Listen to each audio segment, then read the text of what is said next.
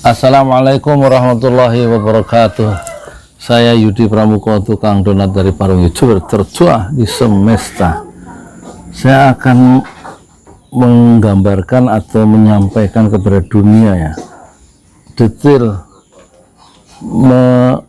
mengerikan luka-luka di jasad 6 syuhada Laskar Front Pembela Islam saat mereka dibunuh ketika mengawal iring-iringan Habib Rizik Syihab. Ini Habib Rizik Syihab yang saya pakai, judulnya ada quote-nya, "Berjuang itu penuh fitnah. Kukuhkanlah agar hati tidak mudah patah, agar tetap istiqomah fi sabilillah." Ini silakan miliki 200.000 rupiah, saya kirim ke tempat Anda, bebas ongkos kirim Jawa ke Sumatera, sama di luar Jawa pakai ongkos kirim ya. Kaos ini sudah laku banyak ya. Nanti kalau pesanannya berlipat-lipat kita cetak lagi. Habib Rizik, satu-satunya kaos dari seorang tokoh yang masih hidup. Kalau kemarin kita bikin apa ini, Jenderal Sudirman, terus siapa lagi itu saya lupa, Agus Salim ya, yang sudah wafat. Hanya ini yang saya bikin karena masih hidup, karena perjuangannya luar biasa. Hanya dia yang bisa merasakan penderitaan dalam perjuangan dakwah. Dan ini khusus akan saya bacakan dari Republika ya, karena saya tidak akan membacakan kronologi sidang kemarin yang sangat kontroversial dan sukar untuk kita verifikasi ya, kecuali betul-betul berdasarkan versi jaksa. Tapi kalau luka-luka di jasad ini lebih valid karena berdasarkan ditafsirkan oleh jaksa berdasarkan hasil visum yang di bawah sumpah yang dilakukan oleh polisi di rumah sakit Polri ya.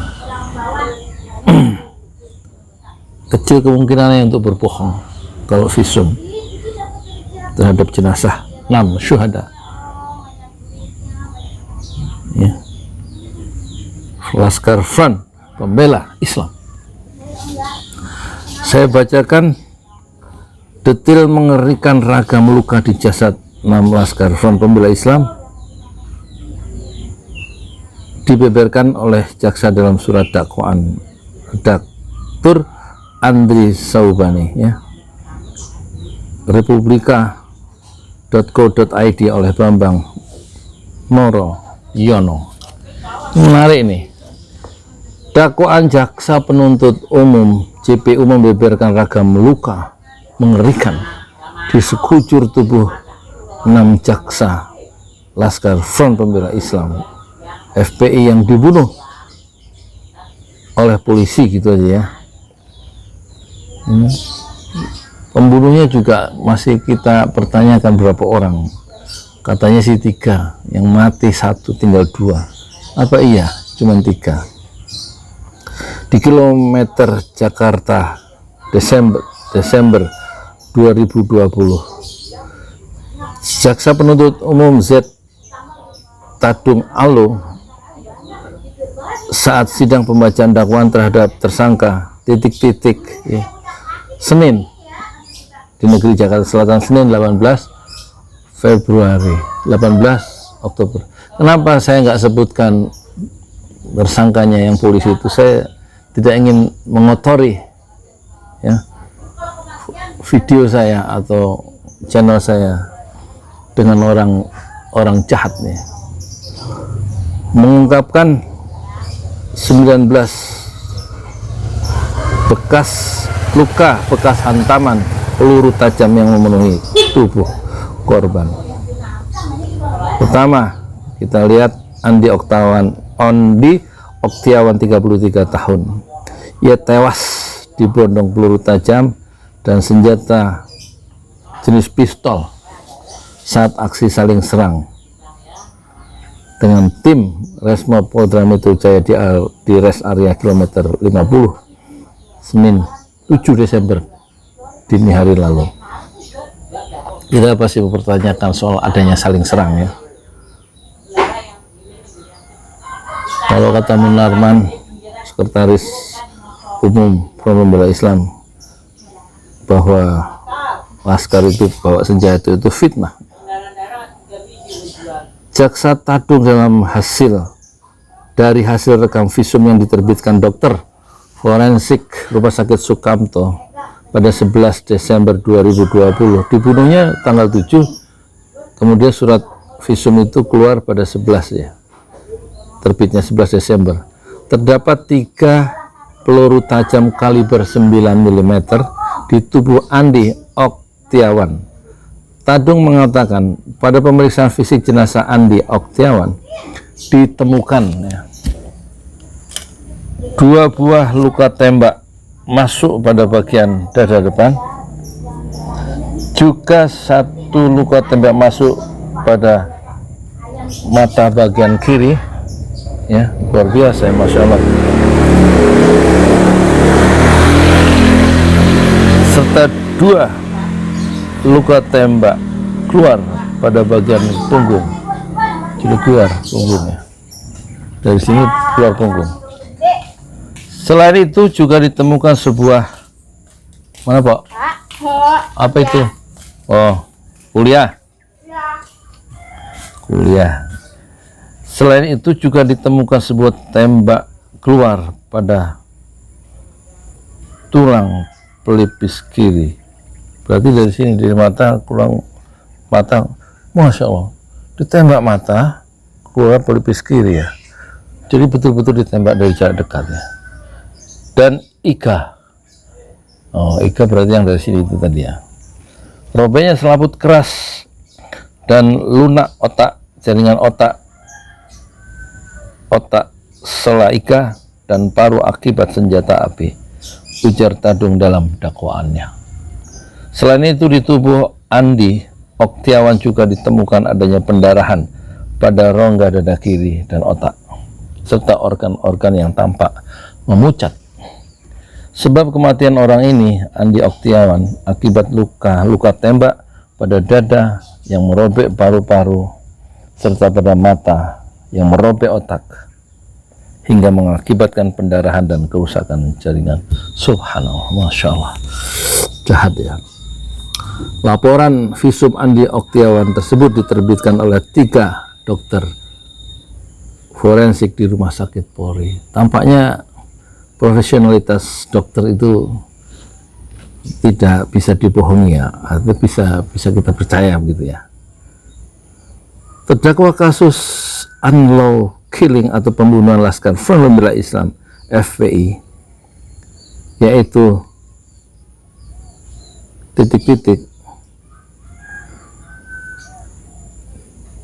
terus mana lagi nih, terus yang kedua sekarang, detail mengerikan jasadnya. Adapun terhadap korban Faiz Ahmad Syakur, dalam dakwaan disebutkan adanya 4 ya, peluru tajam yang menembus tubuh laki-laki 22 tahun itu. Masya Allah. Hasil visum, kata Jaksa Tadung, mengungkapkan adanya 2 luka tembak masuk pada dada sebelah kiri. 1 luka.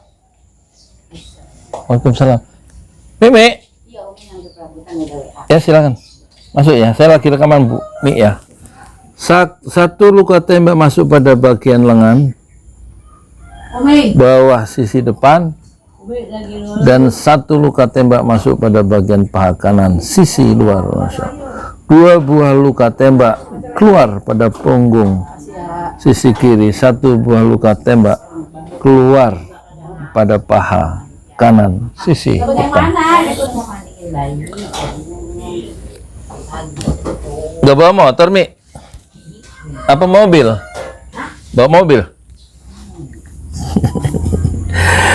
Kondisi jenazah Faiz Ahmad Syakur menurut visum 11 Desember 2020 itu juga dikatakan mengalami patah pada iga sebelah kiri bagian belakang, serta mengalami robek pada otot-otot sebelah iga kiri depan. kandung jantung, otot jantung, pembuluh nadi utama paha bagian kanan.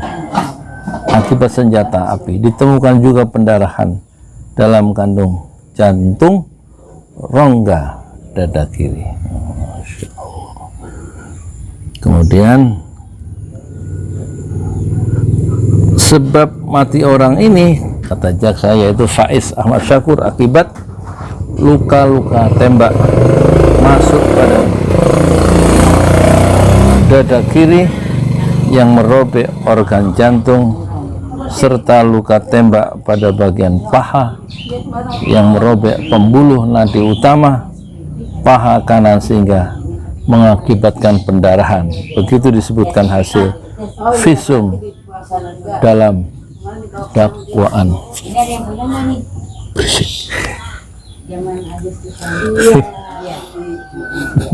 Sorry. Sedangkan untuk korban Ahmad Sofyan 26 tahun, tim dokter forensik dalam laporan visum menyebutkan 2 peluru tajam yang menembus tubuhnya. 2 peluru tersebut membuat luka masuk pada dada sisi kiri, ditembak di sini. Masya Allah. Jadi setelah disiksa baru ditembak kayaknya. Disiksa dulu itu. Jahatnya polisi itu, Masya Allah.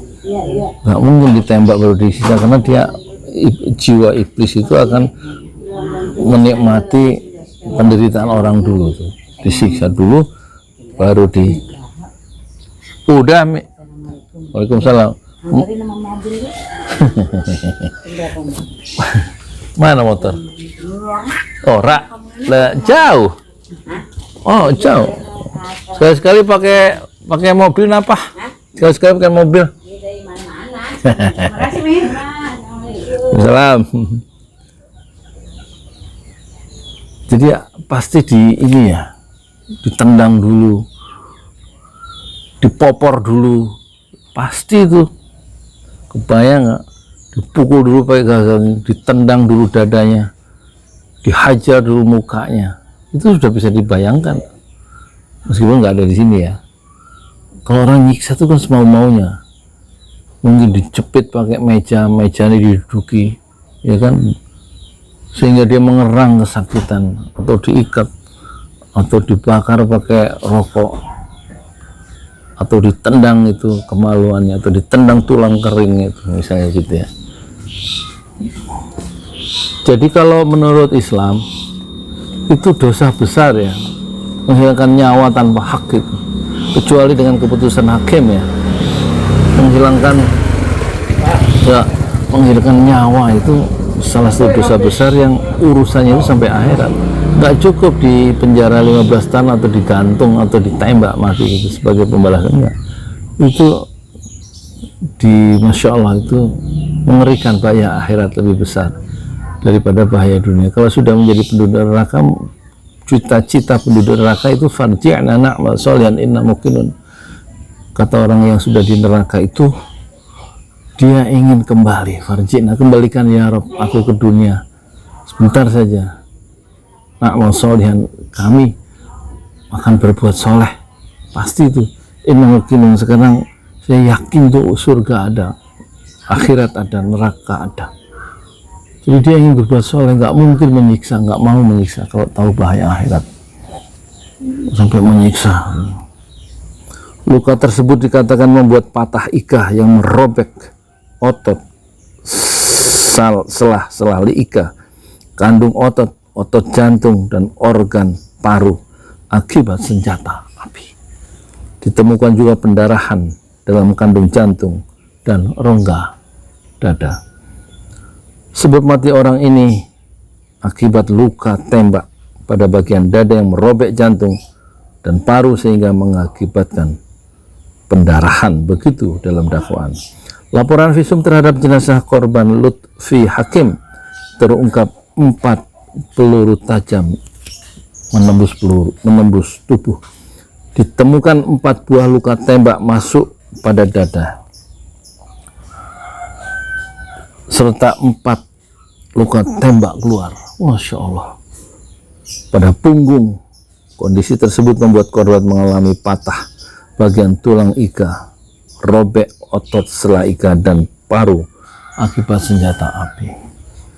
Selanjutnya ditemukan pendarahan dalam rongga dada kiri dan organ-organ dalam yang tampak pucat. Begitu isi dakwaan. Sebab kematian Lutfi Hakim dikatakan akibat luka tembak pada dada kiri yang merobek paru. Ya. Sekarang halaman ketiga. Korban kelima yakni Muhammad Suci. Jadi dosa besar itu selain pembunuhan adalah syirik, ya, menduakan Tuhan, ya. Menganggap ada kekuatan lain selain Allah yang menguasai hidup kita dan menduakan, menyembah berhala yang lain sambil menyembah Allah. Kemudian durhaka kepada orang tua itu juga dosa besar. Kemudian memakan harta anak yatim itu dosa besar. Ada 7 dosa besar dalam Islam.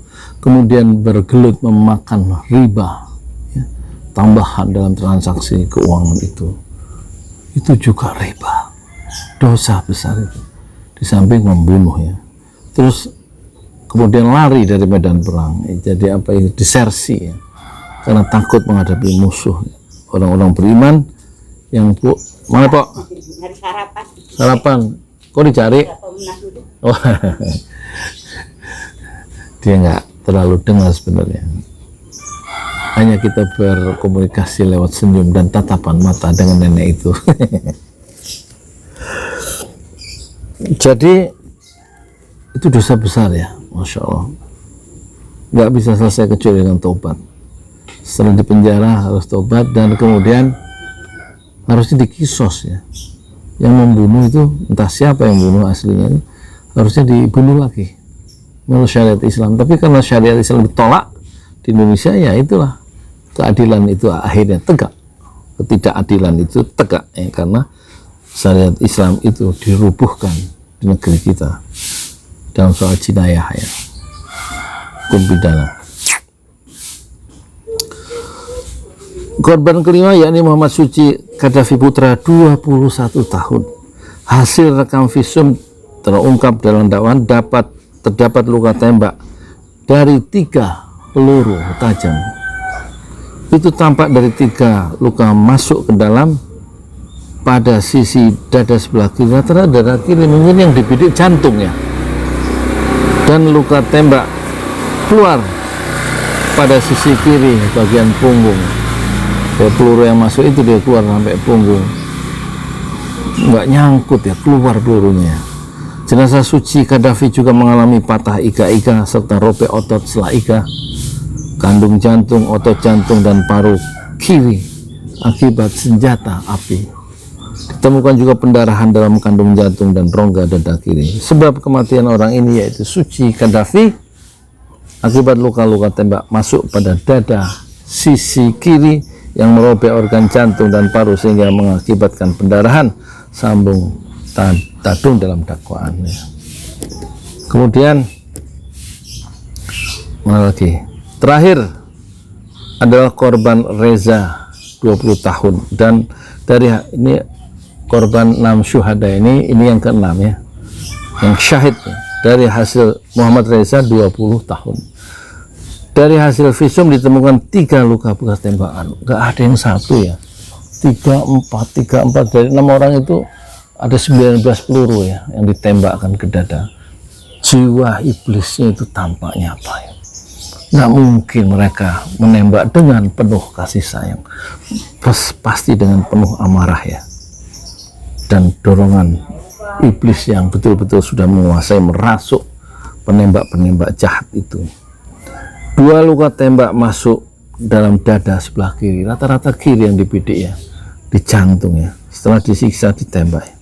2 tembak masuk ke dalam pada sisi dada kiri dan 1 luka tembak keluar pada lengan atas sisi dalam sini, ya, dan 1 luka tembak keluar pada bagian punggung sisi kiri. Tubuh korban Reza dalam rekam forensik juga dikatakan mengalami patah ika dengan robeknya otot selaika, kandung jantung, otot jantung, organ paru sisi kiri akibat senjata api. Ditemukan juga pendarahan dalam kandung jantung dan rongga dada kiri. Sebab kematian orang ini yaitu Muhammad Riza akibat luka tembak pada dada kiri yang merobek jantung dan paru sehingga menyebabkan pendarahan. Begitu rekam visum yang dirangkum dalam dakwaan.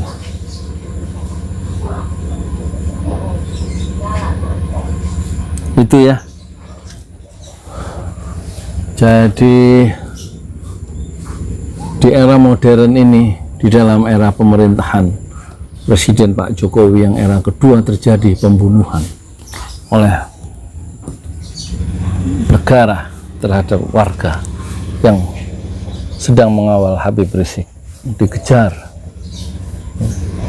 Jadi ini kekerasan negara terhadap warga negara. Dan bagaimana menegakkannya, ya? Polisi Polda Metro Jaya yang didakwa melakukan pembunuhan itu diadili oleh penegak hukum, yaitu hakim. Bisa nggak itu terjadi fairness, ya, keadilan, ya? Dan biarkan kita serahkan, ya, apa tindakan penyiksaan ini entah oleh siapa, biarkan Allah yang membalasnya di pengadilan akhirat, yang pengadilan tidak mungkin bisa direkayasa. Wawada'al mawazina qistil liyaumin, apa itu yang ayat ini akan kami letakkan mawazina qisti, timbangan yang adil yang nggak akan bisa dizalimi lagi meskipun sebesar zarrah. Itu nanti timbangan yang adil. Wa nadha'u, kami letakkan, wa nadha'ul mawazina qisti liyaumin, pada hari liyaumil qiyamah kalau nggak salah, ya, di surat Al-Anbiya ayat 47. Mohon dicek, ya. Semoga ini jadi pelajaran kita semua.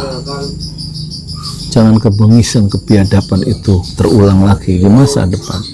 Biarkan yang berlalu, biarkanlah berlalu dan menjadi tanggung jawab pelaku masing-masing, dan kita doakan supaya keenam syahid Laskar Front Pembela Islam itu diterima oleh Allah sebagai seorang syuhada yang masuk surga bi ghairi hisab, tanpa hisab, tanpa pertanyaan lagi, langsung, ya, bi ghairi hisab, masuk jannah dengan izin Allah.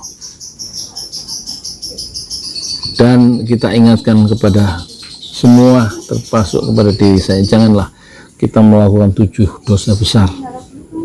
Salah satunya adalah syirik, membunuh, menghilangkan nyawa, makan harta riba, memakan harta anak yatim, durhaka pada kedua orang tua, lari dari medan pertempuran, berzina, dan lain-lain. Billahi taufik wal hidayah. Assalamualaikum warahmatullahi wabarakatuh.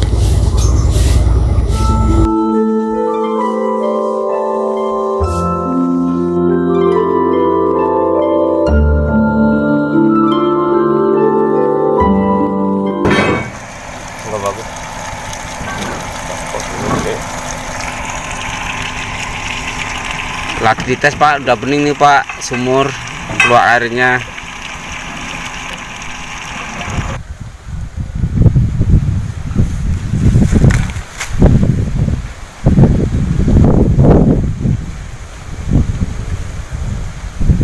PLN ini Pak, pasang meteran.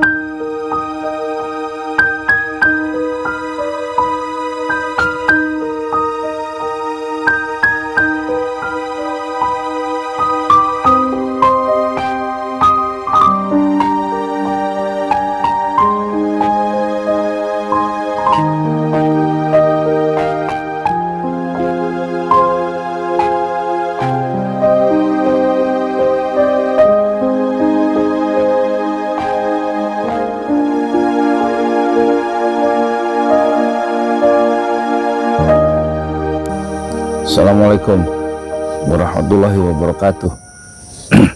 Saya Yudi Pramuko, tukang donat dari para YouTuber tertua di semesta. Alhamdulillah, Alhamdulillah, Alhamdulillah, saya sehat meskipun kemarin ke puskesmas dan diberikan rujukan ke rumah sehat sampai doa hari Senin depan. Diduga batuk-batuk saya selama 3 bulan itu adalah tuberkulosis TBC. Doakanlah ada kabar baik insya Allah, dan sakit ini tidak bisa diperturutkan. Nanti banyak program-program yang tidak jalan, dan insya Allah doakanlah mulai hari ini. Tanggal berapa sekarang? Sekarang hari Ahad ya, 2 Agustus ya. Bismillah, saya canangkan untuk pembangunan pesantren tahfiz Al-Quran Ojo Lali dan tempat sholat atau masjid syuhada 1 lantai dulu di tanah wakaf Bapak keluarga Haji Parama Arta dari Bogor. Dan setelah saya survei, anak-anak ngaji di situ jauh, harus jauh ke masjid yang terdekat itu jauh, dan masyarakat tampaknya menyambut gembira bila ada tempat ngaji dan tempat sholat dekat lingkungan mereka. Dan mungkin ukuran yang akan kita bangun sangat sederhana, ukuran 8 kali 12 sebelum nanti yang 3 lantai itu termasuk asrama untuk para penghafal Quran di atas tanah 400 meter, 3 lantai insya Allah tahap kedua. Dan beberapa dana sudah masuk, mengucapkan jazakumullah khairan kathiron.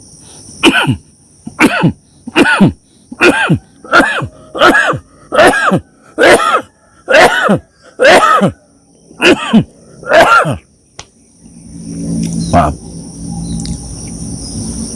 Dan kita akan mulai termasuk bikin sumur senilai sumur bor ya, senilai 8 juta, sumur wakaf, dan juga bahan-bahannya sangat sederhana saja. Dinding dari pesantren ini kira-kira 1,5 meter ya, kotak begitu, ukuran 8 kali 12. Ada tempat wudhunya, dan atasnya tidak permanen, dari spandek saja. Supaya cepat langsung dipakai untuk orang-orang di sekitar situ untuk sujud, untuk ruku kepada Allah Subhanahu wa Ta'ala. Dan program ini mungkin akan selesai, pesantren tahfiz Al-Quran ini yang sangat sederhana, supaya cepat dipakai, supaya cepat manfaat, mungkin paling lama 2 bulan insya Allah. Dengan izin Allah, para penonton di 5 benua bisa berlomba-lomba untuk memberikan wakafnya, amal jariahnya baik berupa keramik, berupa semen, berupa spandek, berupa besi cakar ayam dan lain-lain. Kami akan terima insya Allah dengan nomor rekening yang baru, yaitu BSI, Bank Syariah Indonesia. Nomornya masih nomor lama 1012 656781. Hanya sekarang ada kode bank yang berubah 451. Itu yang kedua. Itu yang pertama. Yang kedua, nomor rekening yang kedua yaitu BCA. Bagi yang memiliki BCA 700516821.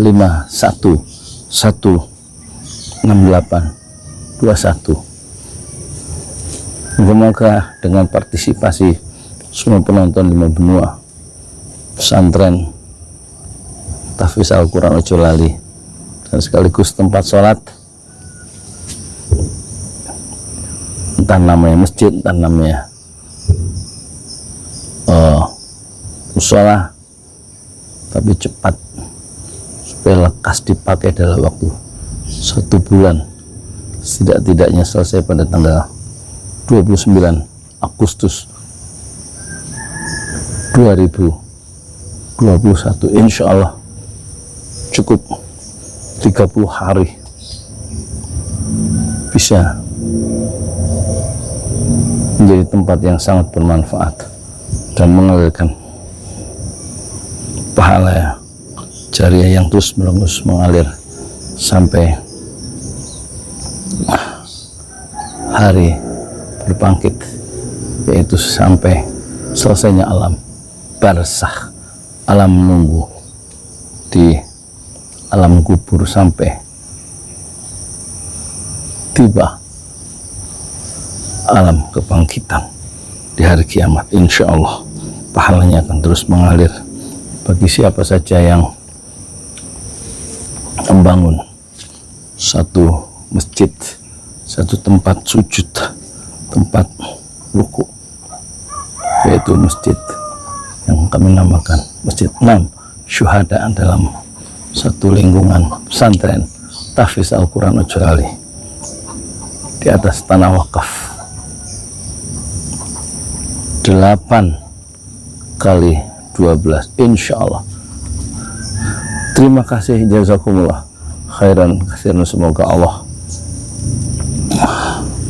membalas amal jariah Bapak, Ibu, kakak, adik semua dengan pahala yang berlipat ganda. Insya Allah. Perbaikilah niat, ikhlas karena Allah, dan yakinlah Allah itu maha tahu apa yang kita kerjakan, meskipun tidak ada bekasnya di sisi manusia. Saya Yudi Pramuko, tukang donat dari para YouTuber tertua di semesta Fasbir Sabran Jamila. Bersabarlah dengan kesabaran yang indah. Fattaqullaha mastata'tum. Bertakwalah kepada Allah sesuai dengan kemampuan Anda masing-masing. Assalamualaikum warahmatullahi wabarakatuh.